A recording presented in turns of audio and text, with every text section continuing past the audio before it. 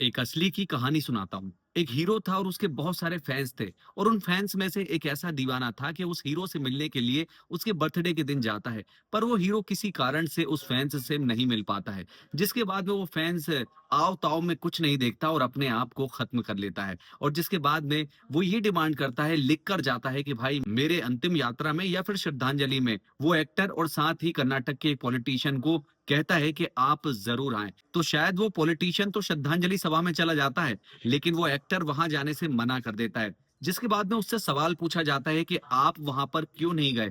तो वो एक्टर कहता है कि शायद मैं वहां जाता तो कुछ लोगों को अच्छा लगता, लेकिन शायद ये आने वाले समय में कई और लोगों को इस तरह की चीजें करने पर इंस्पायर करता, और यही कारण है कि मैंने वहां जाने से मना कर दिया। वो उसका मरने के बाद मैं उसका फ्यूनरल में जाके क्या मिलेगा सर? बट अगर मैं जाके वो करूंगा तो और बहुत सारे लोग कर सकते हैं सर। और ये एक्टर कोई और नहीं बल्कि pan India star, rocking star Rocky भाई यानी कि यश हैं, जो कि आने वाले दिनों में टॉक्सिक लेकर आने वाले हैं और इन दिनों रामायण में अपने रावण के किरदार को लेकर चर्चा में बने हुए हैं। तीनों लोकों में एक ही राज होगा। दोस्तों, पहली बार यश को नेशनल टीवी पर इतने अच्छे से जवाब देते हुए देखा है, क्योंकि वे रजत शर्मा के आपकी अदालत में जाते हैं और वहां पर रजत शर्मा उनसे बहुत सारे टेढ़े मेढ़े सवाल करते हैं, लेकिन जिस मैच्योरिटी के साथ में जवाब दिए हैं उसने ये दिखा दिया कि यश सिर्फ पैन इंडिया स्टार ही नहीं बल्कि एक बहुत ही कमाल के इंसान और एक मैच्योर इंसान है। आपने कहा हाईएस्ट पेड 50 करोड़ रुपए चाहिए एक फिल्म के। नहीं ज्यादा सर। और आपकी अदालत में उन्होंने जिस मैच्योरिटी के साथ में जवाब दिए हैं, भला हो भी क्यों ना, क्योंकि एक ऐसे बैकग्राउंड से निकल के आज रॉकिंग स्टार यश पैन इंडिया स्टार बने हैं, तो उनकी कहानी सुनना तो बनता है। दोस्तों, 8 जनवरी 1986 को कर्नाटक के हासन जिले के भुवनहल्ली गांव में नवीन कुमार गौड़ा का जन्म होता है, जिनको हम यश के रूप में जानते हैं। उनके पिता एक राज्य परिवहन विभाग में ड्राइवर का काम किया करते थे, जो कि बस चलाया करते थे, और उनकी मां पुष्पा जी जो कि एक गृहिणी हुआ करती थी, और उनकी एक बहन भी है जिनका नाम नंदिनी है। और बचपन से ही यश इतनी ज्यादा शरारतें करते थे कि उनके पिताजी ने एक बार उन्हें पंखे से लटका के पंखे को चला भी दिया था। और इसके अलावा यश को बचपन से ही हीरोपंती करने का बहुत शौक था, तो क्लास के अंदर बड़े बड़े डायलॉग बोला करते थे और कई बार तो टीचर्स की मार भी झेलते थे। उनके पिताजी से शिकायत भी करते थे, तो उनके पिताजी स्कूल से घर तक यश को मारते मारते लेकर आते थे। रॉकिंग स्टार यश के पापा एक बस ड्राइवर थे और वे चाहते थे कि भाई यश पढ़ लिख के कोई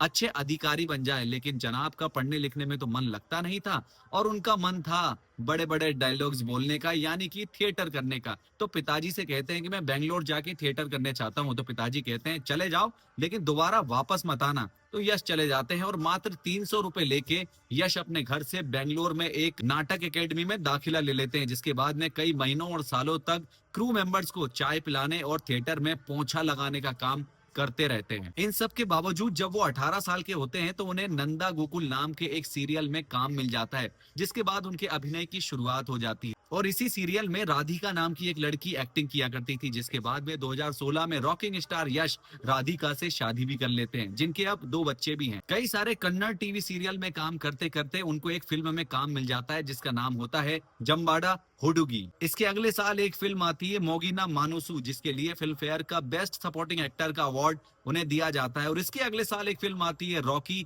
जिसे बॉक्स ऑफिस पर सफलता नहीं मिलती है और क्रिटिक्स ने बहुत ज्यादा आलोचना उसमें यश की थी। और कई सारी फिल्मों में काम करते करते 2014 में मिस्टर एंड मिसेस रामाचारी आती है, जिसके बाद में यश रॉकिंग स्टार यश के नाम से जाने जाने लगते हैं। और इस फिल्म के बाद में एक ऐसी फिल्म आने वाली थी जिसके बाद में यश सिर्फ कन्नड़ फिल्मों तक ही सीमित नहीं रहने वाले थे और वो एक पैन इंडिया स्टार बनने वाले थे। और फिल्म आती है KGF।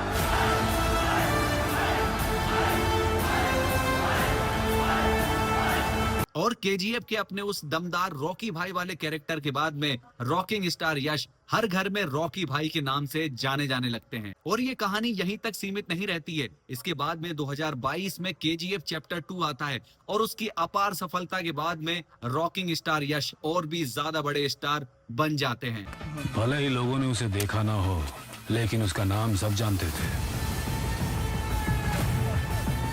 और कभी थिएटर में पोंछा लगाने और चाय पिलाने जैसा काम करने वाला ये रॉकिंग स्टार यश अब 1200 करोड़ की फिल्म दे चुका था। क्योंकि ये फिल्म यश के लिए इसलिए भी इंपॉर्टेंट थी क्योंकि वे इस फिल्म में सिर्फ एक्टर ही नहीं थे, इस फिल्म के को प्रोड्यूसर भी थे। और यश ने आपकी अदालत में ये भी बताया कि उन्होंने एज एन एक्टर फीस लेना बहुत दिनों पहले ही बंद कर दिया था और कई सालों से यानी कि केजीएफ से पहले से ही वे फिल्मों में पार्टनर के तौर पर ही काम किया करते थे। लेकिन केजीएफ के इतने ज्यादा ब्लॉकबस्टर होने के बाद में लोगों को लगा था कि भाई केजीएफ से अच्छा अब यश क्या ही लेकर आएंगे, तो टॉक्सिक जैसी फिल्म लेकर आकर सब शांति से सुलझ जाता तो हजारों सालों से जंग क्यों होती है बे?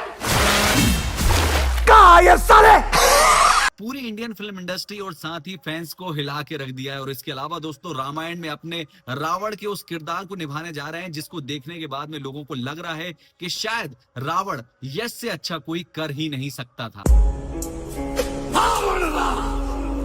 और इसके साथ ही आप सभी को बताना चाहूंगा टॉक्सिक के अंदर भी वे को प्रोड्यूसर हैं और साथ में इस फिल्म की राइटिंग भी उन्होंने ही की है। और साथ ही नमित मल्होत्रा और नीतीश तिवारी की 4000 करोड़ में बनने वाली रामायण में भी वे को प्रोड्यूसर हैं। और इतनी सारी अपार सफलता के बाद में भी जब रजत शर्मा के शो में उनसे आड़े टेढ़े सवाल पूछे जाते हैं तो बहुत ही कमाल तरीके से वे अपने जवाब देते हैं। और उनसे पूछा गया कि आपके अभिनेता बनने के बाद भी, हीरो बनने के बाद तक भी आपके पिताजी ड्राइवरी का काम करते रहते हैं, तो आपने कभी उन्हें मना नहीं किया? तो वे कहते हैं कि मेरे पिताजी एक ऑनेस्ट और सेल्फ रिस्पेक्टेड मैन हैं। उन्हें हम कहते भी थे कि आप शायद अभी इस काम को छोड़ सकते हैं, पर मेरे फादर कहते थे कि तुम्हें जो काम करना है तुम करो, मुझे जो मेरे सेल्फ रिस्पेक्ट के लिए जो काम मुझे करना है, शायद मुझे उस काम को छोटे बड़े के नजरिए से नहीं देखता हूँ, वो काम मुझे अच्छा लगता है इसलिए शायद मैं उसे करता हूँ। तब यश अपनी ऑडी जैसी कार से उनके ड्राइविंग सेंटर तक छोड़ के आते थे, जिसके बाद में उनके पिताजी ऑडी से निकल के बस चलाने तक का काम किया करते थे। जब रजत शर्मा ने उनसे पूछा कि आपने एक बार 700 लोगों के साथ में एक एक करके फोटो खिंचवाई, तो उन्होंने कहा कि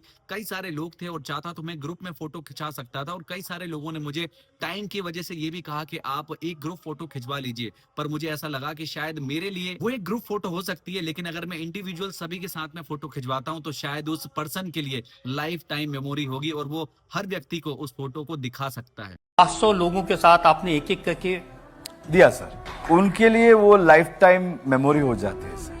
और इसके अलावा उनसे पूछा गया कि आपके घर के बाहर कई सारे हजारों फैंस खड़े होते हैं, आप उनसे मिलते नहीं है, तो यश ने बहुत ही खूबसूरती से कहा कि मैं शायद नहीं चाहता कि मेरे घर के बाहर इतने सारे फैंस खड़े हों, क्योंकि वो मुझे जानते हैं तो सिर्फ मेरी फिल्मों को प्यार दें, इसके अलावा उन्हें अपना टाइम वेस्ट करने की बिल्कुल जरूरत नहीं है, क्योंकि शायद वो टाइम उनका प्रीसियस है और उनके घर वालों को शायद उनको वो टाइम देना चाहिए। और वे कहते हैं कि हम सिर्फ एक्टर हैं, इससे ज्यादा कुछ भी नहीं है, तो शायद इससे ज्यादा हमें वो प्रायोरिटी नहीं देना चाहिए, अपने काम पर उस प्रीसियस टाइम को लगाना चाहिए। और इसके बाद आपके अदालत के उस शो खत्म होने के बाद में वहां बैठे जितने भी दर्शक थे उन सभी के साथ भी यश ने एक एक करके अपने फोटोग्राफ वहां पे खिंचवाते हैं। एक एक करके फोटो खिंचवाई। मैंने पहली बार किसी सुपरस्टार को अपने फैंस की इतनी चिंता करते देखा।